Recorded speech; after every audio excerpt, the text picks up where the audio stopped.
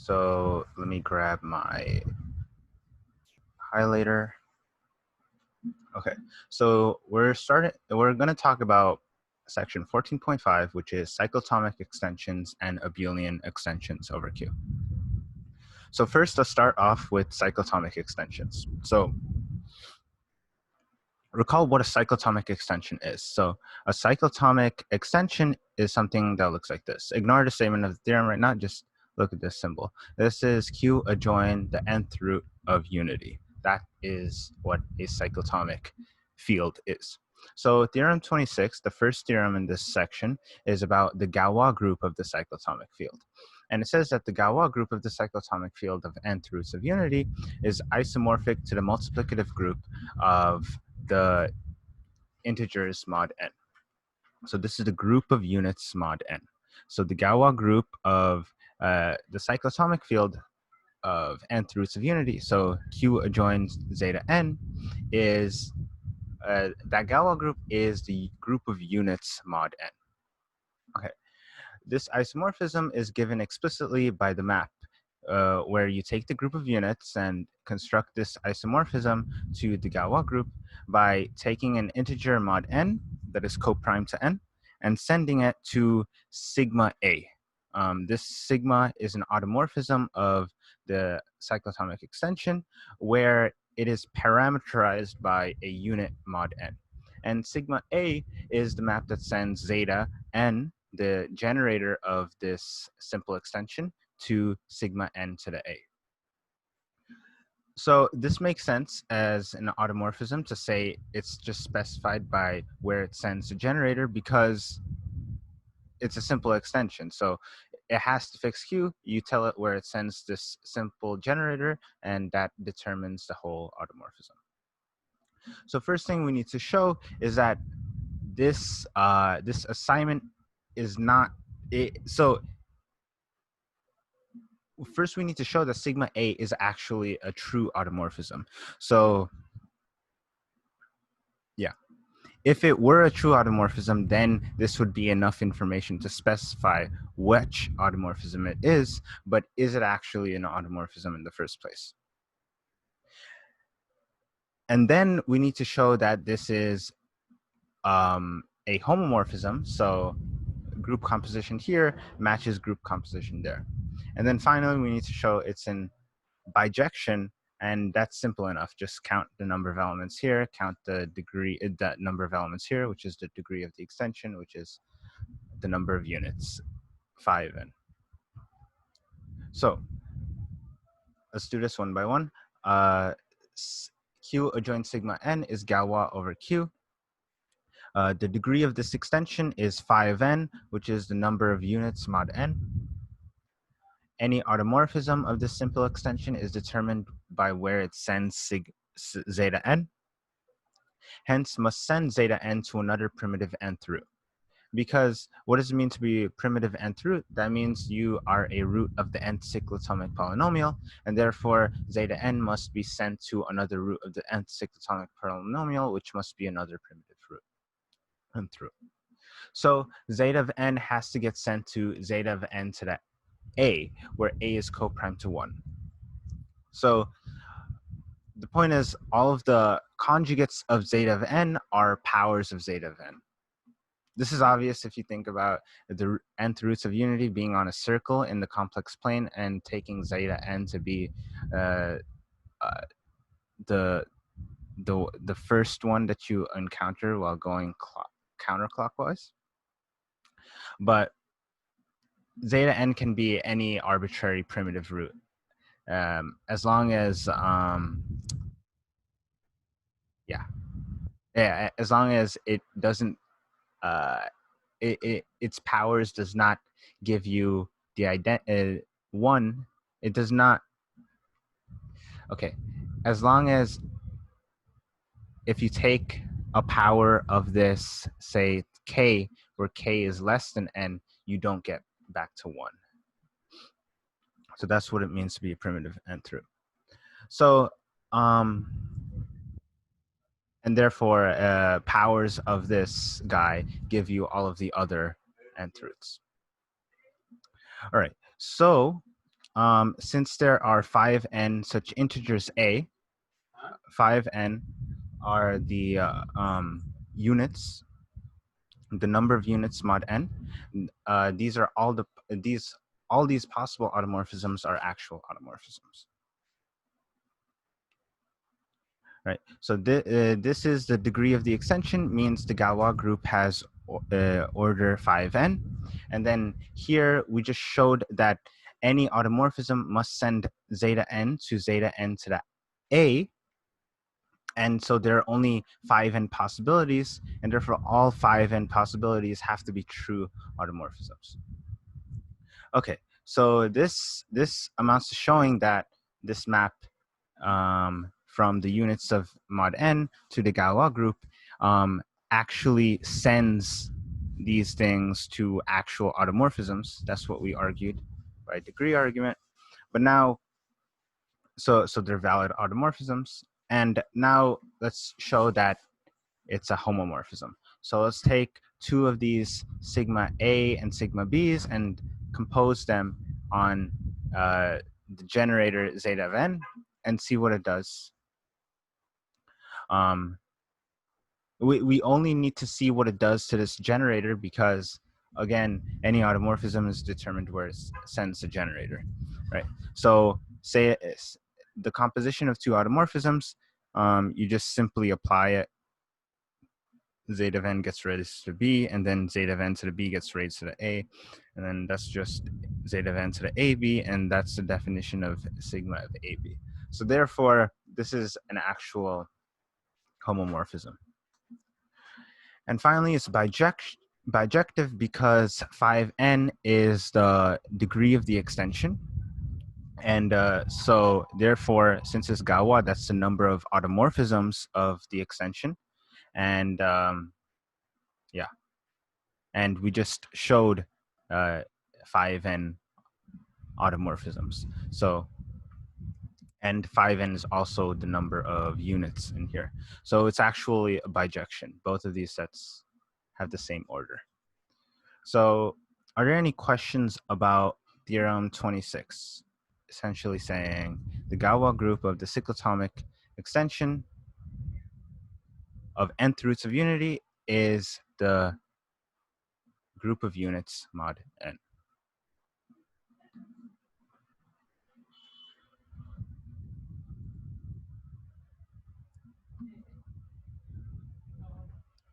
I think it's, let's see, got sent somewhere else.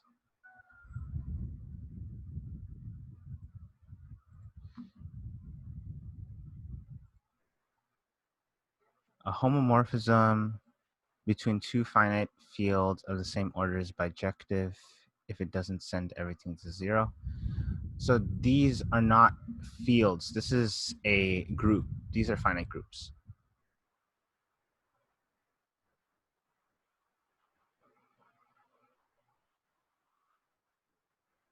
If it doesn't, so you're asking a homomorphism between two finite groups of the same order is bijective if it doesn't send everything to zero.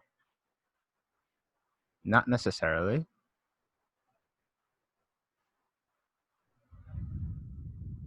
It might not be bijective.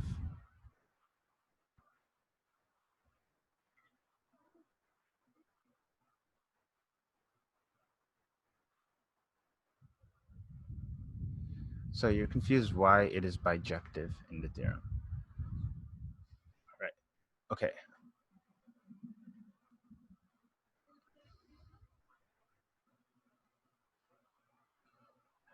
Right.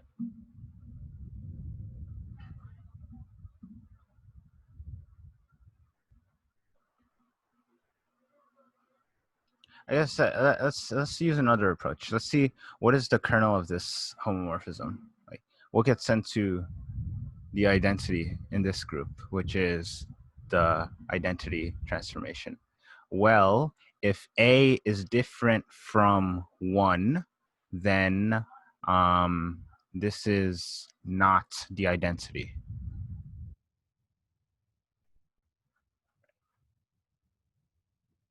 So therefore, the kernel is exactly 1, and that's the identity on this side as well. So we just showed that the kernel is trivial, so it has to be injective, and they have the same order, so they have to be a bijection. Does that make more sense? I think that makes more sense. Okay. Yeah. All right. So let's continue. So we just proved that the Galois group of a cyclotomic extension, the nth cyclotomic extension, is the group of units mod n. A corollary to this, we're going to have to prove the corollary, so it's not that much of a corollary, but we're going to use theorem 26, so we'll call it a corollary. Let n be p1 to the a1 times p2 to the a2 times ... pk to the ak. So this is a prime factorization of n. Be the decomposition of a positive integer n into distinct prime powers. Then the cyclotomic fields q adjoin zeta sub pi to the ai. So this is a pi to the ai primitive root of unity. So these cyclotomic fields for I equals 1 to ... k intersect only in the field Q, and their composite is the cyclotomic field sigma adjoin zeta n. So what we're saying is this let's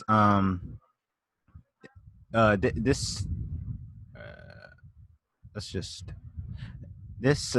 sigma Q adjoin zeta n, the cyclotomic field, is the composite of these cyclotomic fields, where you just take, you just write this down as its prime factorization, and then split up according to each prime.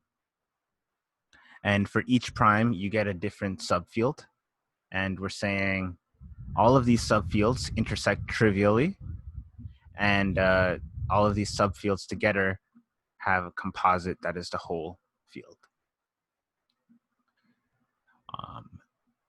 Furthermore, we have Galois group of the cyclotomic extension is the Galois group of Q adjoin the product of all the Galois groups of these cyclotomic extensions, which under the isomorphism in theorem 26 is the Chinese remainder theorem. So we're using this isomorphism on each of these factors to get that this group is this group, and this group is this group. So this just says the same thing as the Chinese remainder theorem. The group of units mod n is the product of the group of units mod pi to the alpha ai, the product of all of those groups. Because this is the prime factorization, and using the Chinese remainder theorem on this group, we get this factorization.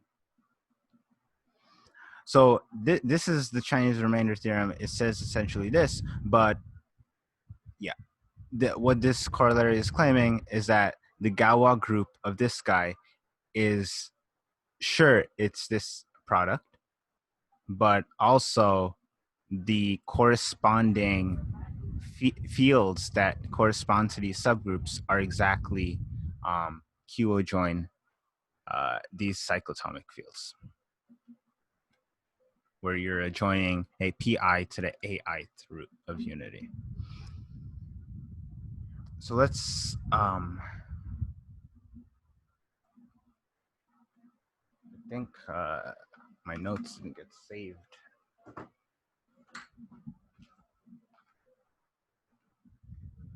me try connecting to internet.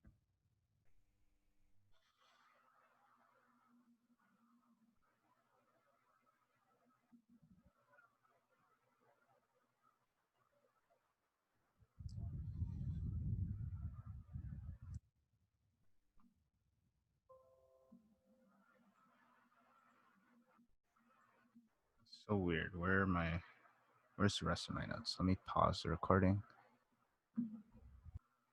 Okay, so let's get back to this. So we just proved that the Galois group of a cyclotomic extension is the group of units mod n.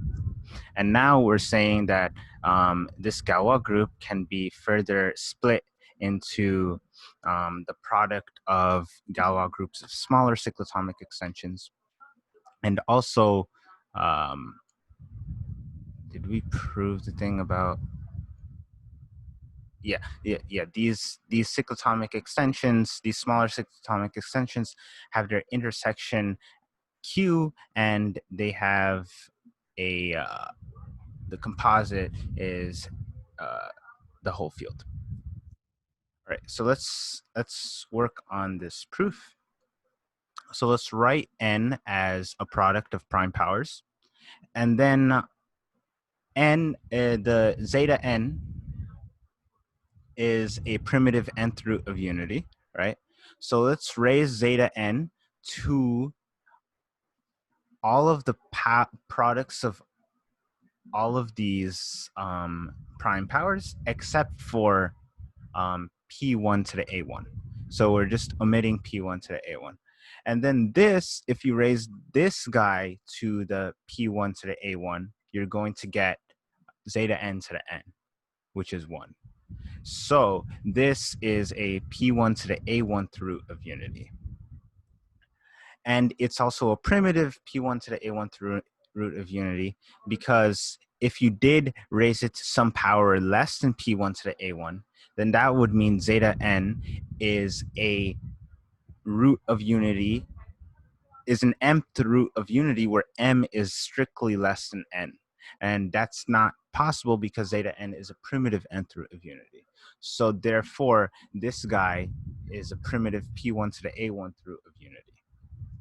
Okay, and we know that if you take Q and adjoin a primitive P1 to the A1th root of unity, you generate the whole cyclotomic field, Q adjoin a primitive P1 to the A1 root of unity. So, and this is a P1 to the A1 root of unity. So therefore,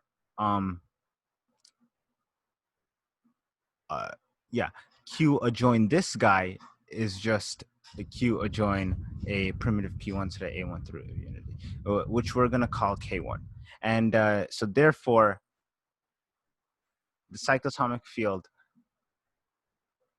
the P1 to the A1 cyclotomic field is a subfield of the cyclotomic extension that we're considering.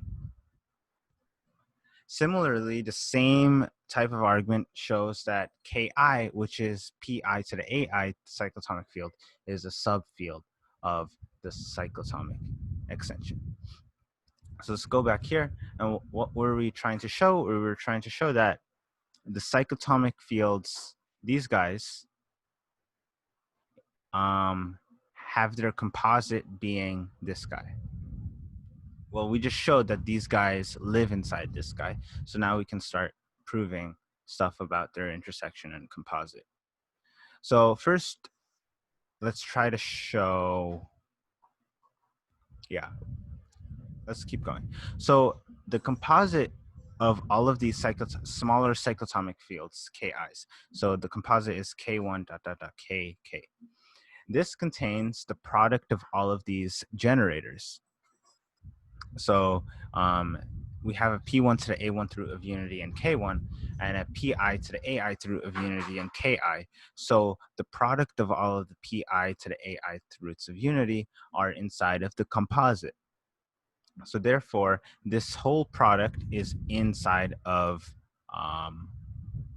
the composite. And notice also that this whole product is a primitive nth root of unity. Why is it a primitive nth root of unity? Well, to raise this whole thing to a power, let's say L, is the same thing as taking each of these individual parts and raising them to L, right? But we want the whole thing to be 1. So therefore, we must have L to be a multiple of P1 to the A1 and a multiple of pi to the ai for all I between 1 and k. So we can get that each of these parts equals 1. So, and no smaller power of L. So the smallest multiple of P1 to the A1 dot dot dot P and P1 to the PK to the AK is the product of all P1 PI to the AK PI to the AI, which is the product of all those things is N. So that's the smallest power to which we can raise this element such that we get 1. So therefore, this element is a primitive nth root of unity.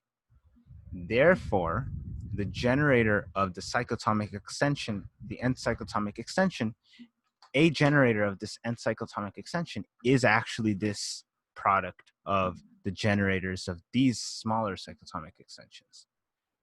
So this composite contains the whole field. We know that the composite was contained in the whole field because each of the constituents were contained in the whole field, and now we just showed that the composite contains the whole field. So the composite is the nth cyclotomic field. So we showed 1/2 of the statements that we wanted to show, that their composite is cyclotomic field, and now let's use that to show that the intersection is just Q. First of all, any questions about this part?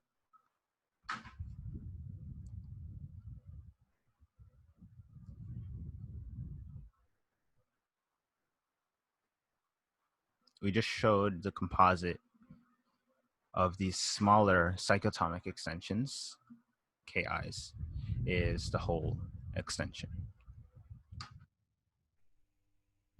Right. Now let's try to show that their intersection is Q. So let's look at the degrees. The degree of the Kith smaller cyclotomic extension is just phi of pi to the ai. By the same reasoning that we know the degree of any cyclotomic extension. So look at this formula. This is a fact about the Euler-Tauschent formula, which says that the number of units mod n is the product of the number of units mod p1 to the a1 times the number of units mod p2 to the a2 times dot dot dot. So if you can, in general, the statement is phi of nm is equal to phi of n times phi of m for n and m relatively prime. These are distinct primes, so it works in this case. But within any prime power, it won't work because they're not relatively prime to itself. So this is the degree of the extension of the nth cyclotomic field, and each of these factors is the degree of the ith sub-cyclotomic field, Ki. So we just showed in this formula that the composite has degree equal to the product of the constituents, Ki. So if you take the product of the degrees of these smaller cyclotomic extensions, you get the degree of the whole cyclotomic extension. And therefore, by proposition 21, which we'll review, is we get that the intersection of these Ki's is Q. So what is proposition 21? It says that if you have two fields, K1 and K2, so let me grab the non-highlighter pen and make it 2. Right. So if you do this, so if we hold on, let me fix something. So proposition 21 says if you have two fields, K1 and K2, that are Galois over F, then their intersection is Galois over F, and their composite is Galois over F, with Galois group isomorphic to a subgroup of the product of the Galois groups, where the first Galois group is the Galois group of the first field over F, and the second Galois group is Galois group of the second field over F. And the subgroup is exactly those elements whose restrictions to the intersection are equal. So let's use this proposition to prove that the intersection of all of these ki's is q, using the fact that we know that the product of the degrees of the smaller cyclotomic extensions is the degree of the full cyclotomic extension. So suppose the intersection of all of the smaller cyclotomic extensions is not q, so it's something bigger than q. Then the nth cyclotomic field, the Galois group of the nth cyclotomic field, would be a proper subgroup of all of these products, because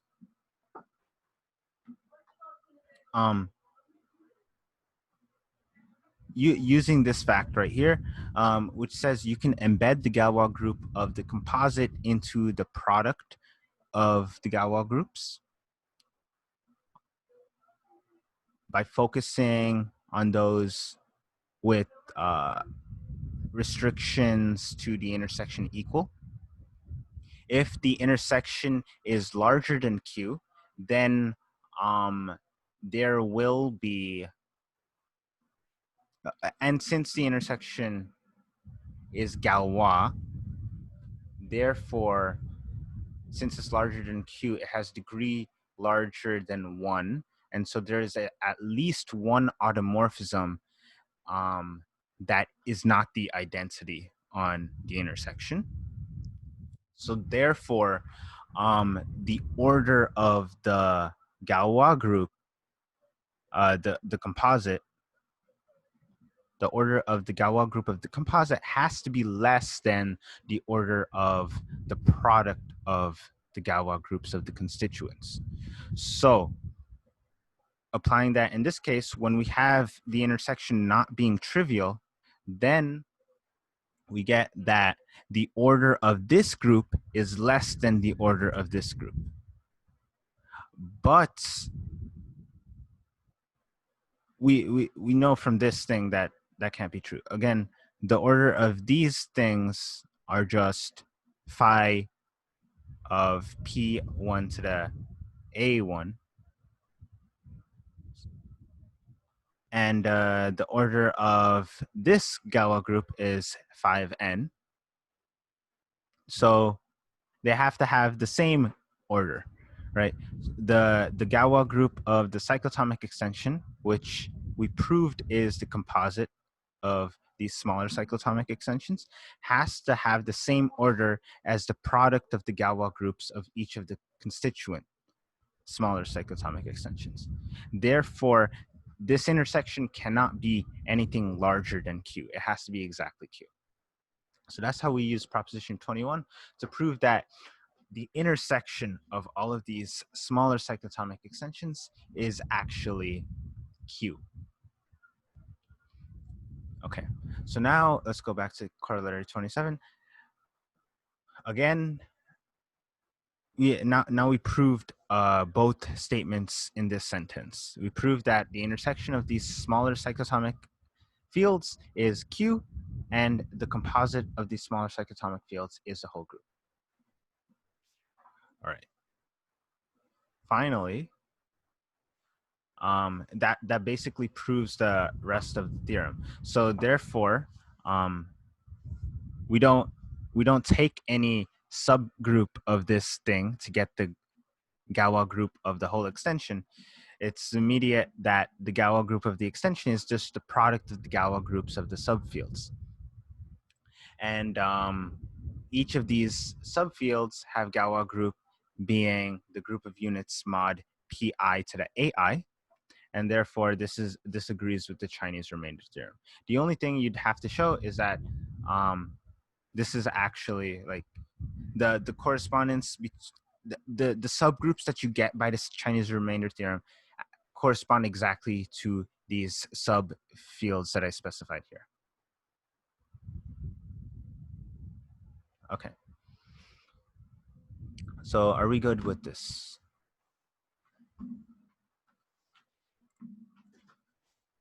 Okay. So we proved corollary 27.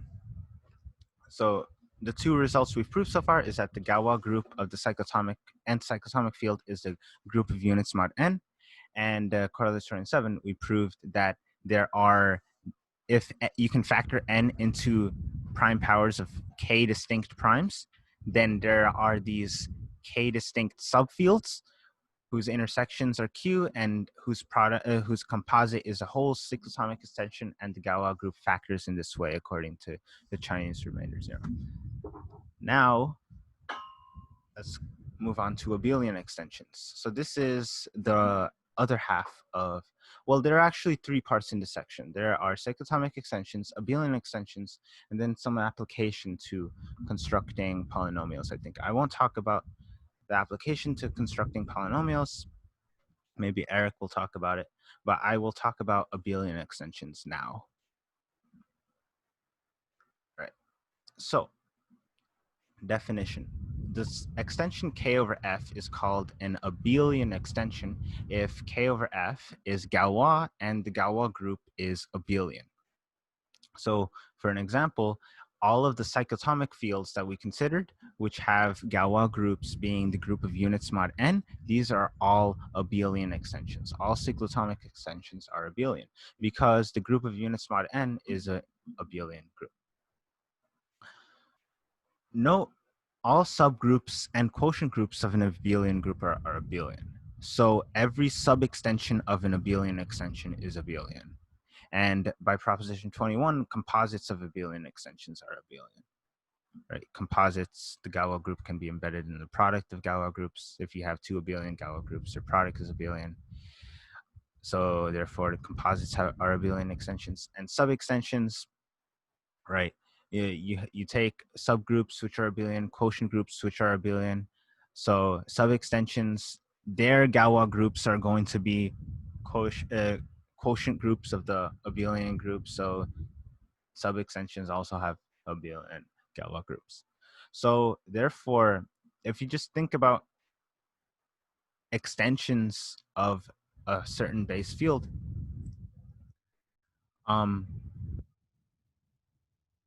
you can always form the intersection and composite of two extensions. And these are like fundamental operations. Right? Either go down and form the intersection or go up and form the composite. And what we're saying is if we restrict ourselves to abelian extensions, then this forms a complete system in its own. You can take two abelian extensions, take their intersection, it'll still be abelian. Take their composite, it'll still be abelian. So the abelian extensions are a lattice, not just, yeah. Okay, let me take a,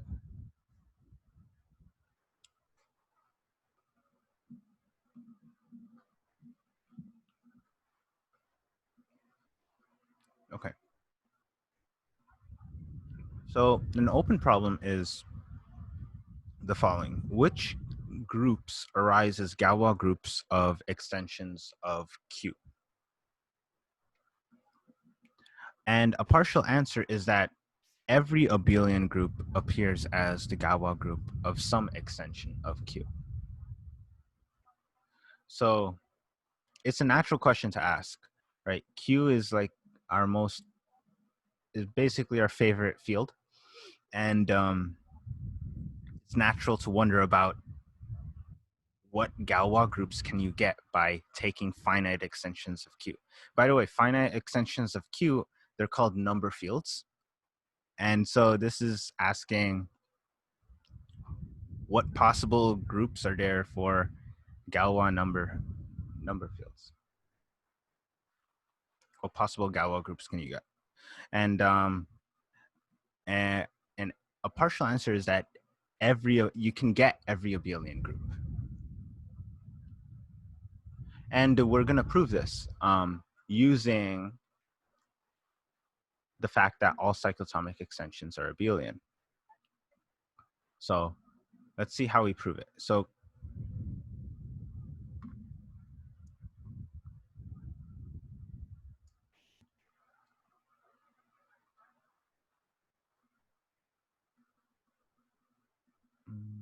So the question is, by partial answer, does that mean all abelian groups are isomorphic to some Galois group of some extension?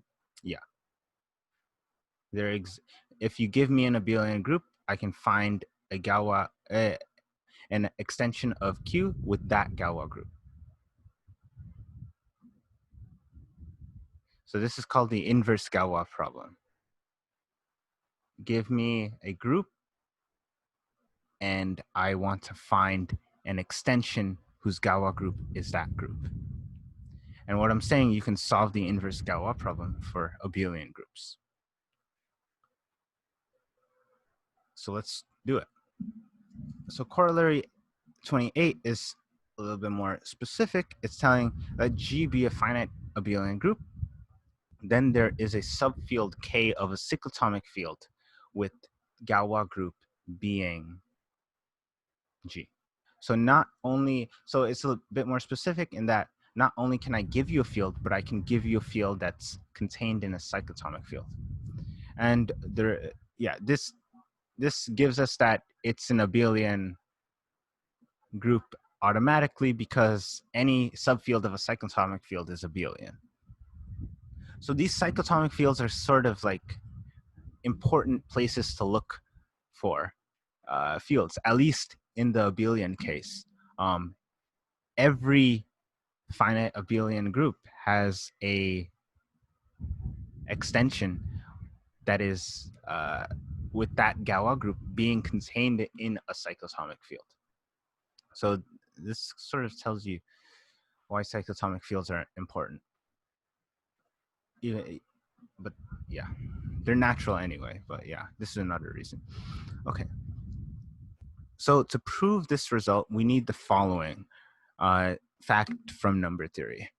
Given any integer m, there are infinitely many primes p that are 1 mod m. All right. So give me an integer like 4, then there are infinitely many primes that are 1 mod 4, say 5, and what else? 17 is another one. 16 plus 1. Yeah. So given any integer, there are infinitely many primes that are 1 mod 4. I'm not going to prove this. And to be frank, I don't really know how to prove it, but it's some elementary number theory. So now let's use this proof corollary 28. So again, corollary 28 is about specifying a Galois group, a finite Galois group, and then finding a subfield of a cyclotomic field with that Galois group. So let's construct this. First, let's construct the cyclotomic field, and then let's construct the subfield. Subfield. Okay. So let's start. Let G be an arbitrary finite abelian group. By the fundamental theorem of finite abelian groups, we get that G is a product of cyclic groups for some integers n1 through nk. These are the orders of the constituent cyclic groups.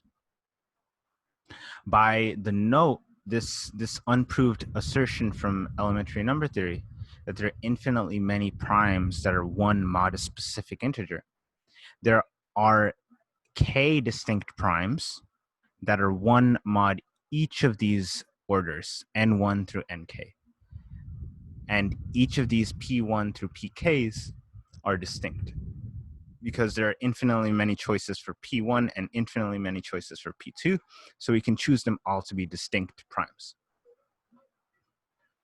Let n be the product of p1 through pk. So the cyclotomic field we're going to consider is Q adjoint zeta n.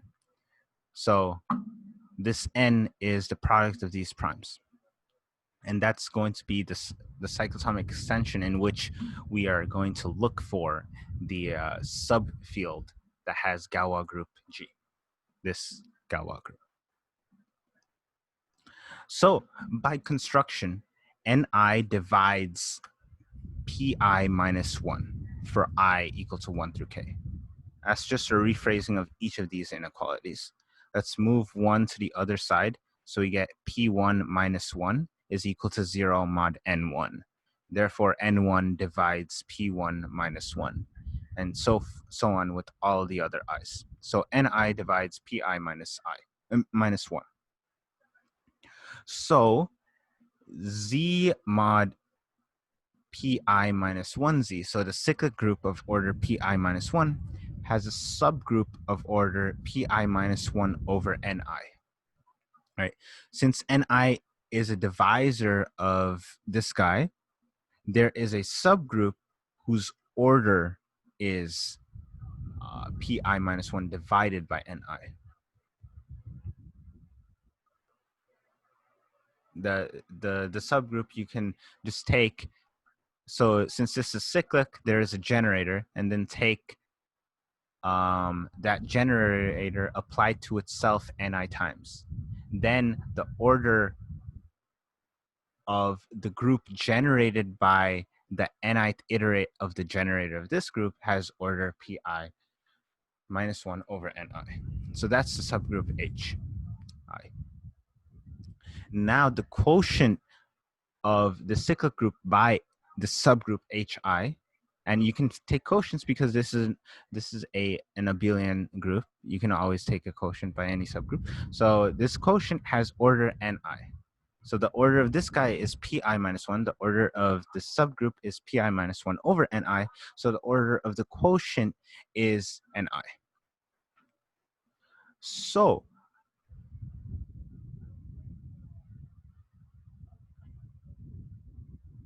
if you take the quotient of the full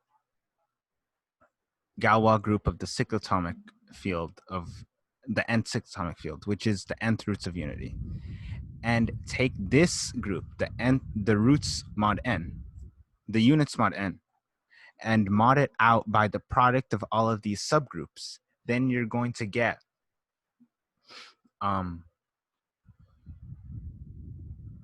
also the quotient has order Ni, but the quotient is also cyclic because the quotient of a cyclic group is cyclic.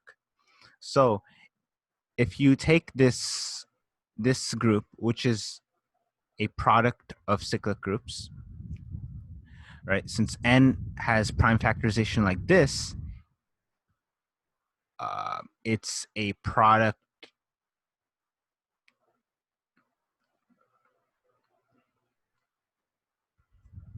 Okay, this is a fact that I didn't write down, so I should write it down. So if you have z mod nz and taking the units in there, and n is equal to p1 times pk, then this is going to be this. It's going to be a product of cyclic groups, where the first order is p1 minus 1, and the second one is p2 minus 1, and the final order is pk minus 1. The reason is because this is the group of units mod p, and this is the group of units mod p2, p1, okay, p2. And this is the group of units mod pk. And each of these, since this is just a single prime, it's not a prime power, where the power is greater than 1. The group of units is exactly p minus 1 for each of these primes. So therefore, this group, Z mod NZ units, is just a product of cyclic groups, where the order of each cyclic group is the prime in the prime factorization of n, each of those primes minus 1. So we're quotienting out by all of these subgroups, and each of these subgroups is a subgroup of the corresponding factor in this product. So when we take the quotient, we're going to just take the product of these quotients. And each of these quotients is cyclic of order n. So now we finally get that. Let's grab the highlighter.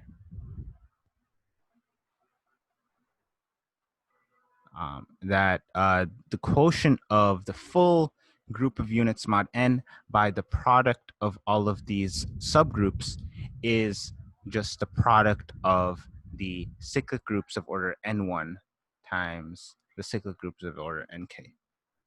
Dot, dot, dot. Right. And this thing we said is G by the fundamental theorem of Galois, of abelian groups. So this is G. Therefore, a quotient of this group of units mod n is G.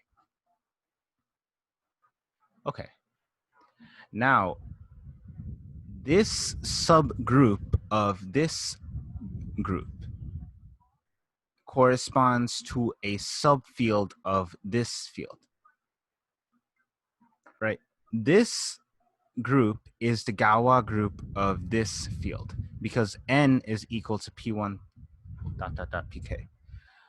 And the group and the Galois group of the cyclotomic field of the nth cyclotomic field is the group of units mod n. So this is the Galois group of this. And so if we take a subgroup of this, that corresponds to a subfield of this. And furthermore, the Galois group of this subfield over Q. We're not talking about the Galois group of the full extension over the subfield. We're talking about the subfield over Q. If you remember the fundamental theorem of Galois theory, the Galois group of a subfield over Q is going to be the quotient of the Galois group. And we just said that the quotient of this group is the G that we wanted. So this subfield, which corresponds to the fixed field of this subgroup, has Galois group over Q being the G that we wanted. So that's how you prove the solution to the inverse Galois theorem problem for abelian groups, finite abelian groups. You construct this subfield of a cyclotomic field. Okay, so that's basically all I wanted to say. Are there any questions?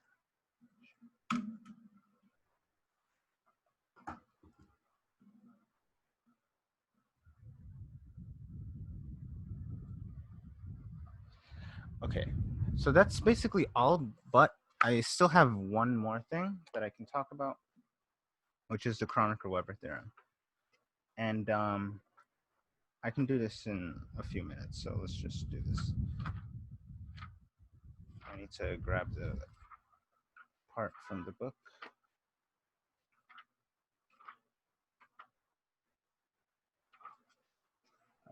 Where is it?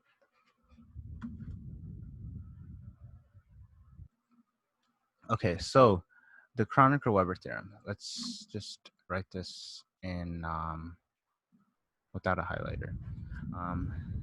Okay. So the Kronecker-Weber theorem is a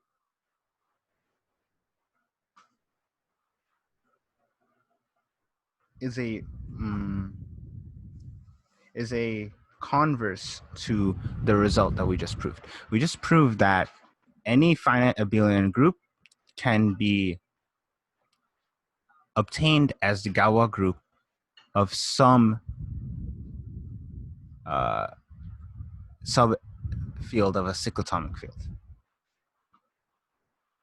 And now let's do the Kronecker-Weber theorem. I won't prove it because it's too hard and way too long to prove in 5 minutes. And I don't even know how to prove it. Kronecker-Weber. So the theorem is, let K be a finite abelian extension of Q. So we're starting with any finite abelian extension of Q. What does it mean to be abelian again? It means that your Galois group is abelian. Then K is contained in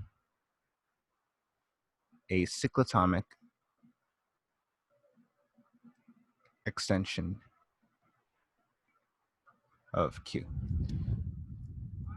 So this is saying in the previous theorem we proved that for any finite abelian group we can find a sub-extension of a cyclotomic extension whose Galois group is that finite abelian group. But now we're starting with any finite abelian extension, and we're saying that it's also contained in a cyclotomic extension of Q. So this is much harder to prove.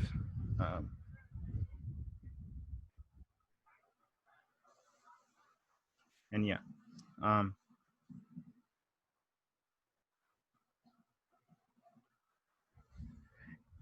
Okay, let me just read a little bit of why this is of importance. So the abelian extensions of Q are the easiest Galois extensions, at least insofar as the structure of their Galois groups is considered.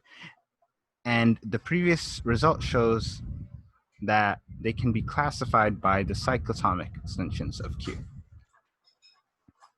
For other finite extensions of Q as the base field, it is more difficult to describe the abelian extensions. So what have we done? We have Q, and then we're taking some K, and we're saying it's abelian. And what did we classified K as being a subfield of a cyclotomic extension, right? It's some subfield of a cyclotomic extension. So that's what we've done. But a more general statement, and to do that is hard enough, but yeah. And we're just trying to understand the structure of Galois extensions and so on. And abelian extensions seem to be the simplest of these things. So we just proved that any abelian extension, we're simply trying to understand abelian extensions, right? Because they seem to be a lot simpler than arbitrary Galois extensions. So let's study abelian extensions.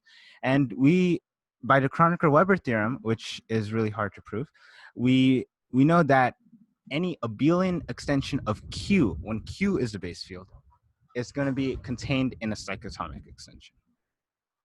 So that's the Kronecker-Weber theorem. But there's this whole study where instead of taking abelian extensions of Q, we take some arbitrary finite extension of Q.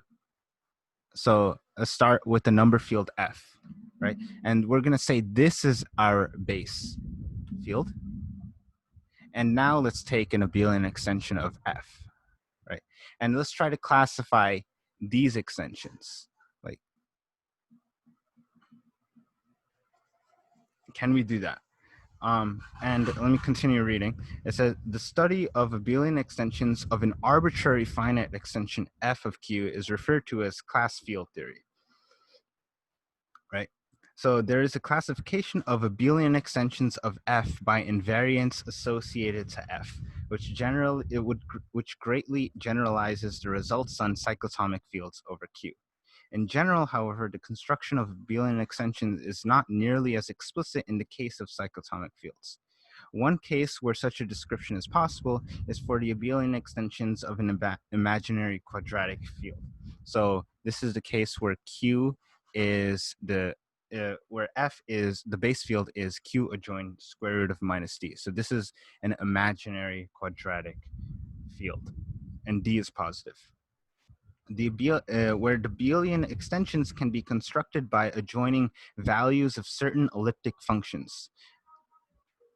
So these things are F adjoin some things which are yeah, some loud noise, but oh man, hold on. Okay, so the car passed, but we're saying that the simplest case of